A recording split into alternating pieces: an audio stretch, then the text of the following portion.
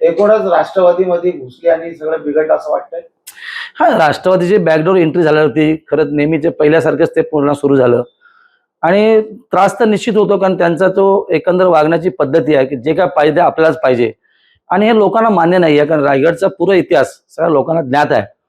आणि म्हणून या सगळ्या गोष्टीला सामोरं जात असताना मला निश्चित असं वाटतं की येणाऱ्या निवडणुकीमध्ये राष्ट्रवादीला बाजूला ठेवूनच आम्ही निवडणूक लढणार, हे आम्ही निश्चित केले. तुम्ही शिवसेनेच्या आमदारांनी या बाबतीत पक्ष नेतृत्व म्हणून एकनाथ शिंदे यांच्याकडे सुनील तटकरे यांची थेट तक्रार केली का आणि त्याच्यावरती त्यांची काय सूचना आहे तुम्हाला? नाही, महाराष्ट्र राज्याचे मुख्यमंत्री किंवा दोन्ही उपमुख्यमंत्री आम्ही आमची कैफियत मांडली. जे सत्य, कारण हा वाद महाराष्ट्राला सगळं माहिती आहे, कारण नाशिक आणि रायगडचा तिढा अजूनही सुटलेला नाही आहे आणि त्यामुळे डीपीसी थांबली, सगळा निधी थांबला आहे, सर्वसामान्य लोकांची कामं थांबली आहेत. गेले 5-6 महिने ह्या सगळ्या पद्धतीने जात असताना खरं तर खासदार महोदयाने मोठं मन करून ह्या गोष्टीला न्यायिक पद्धतीने न्याय दिला असता तर खरं असं ते सर्व मान्य झालं असतं.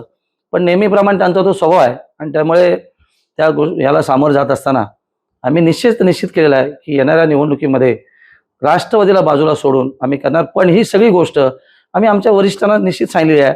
त्यामुळे वरिष्ठ लेवलला पण त्याची खूप मोठी चर्चा झाली. आम्ही आशावादी आहोत की येणाऱ्या 7-8 दिवसामध्ये नाशिक सहित रायगडचा तिढा पालकमंत्री सुटेल आणि सर्वसामान्य माणसाचे प्रश्न सुटतील. लोकशाही मराठी ऐका, पहा, जागरूक रहा.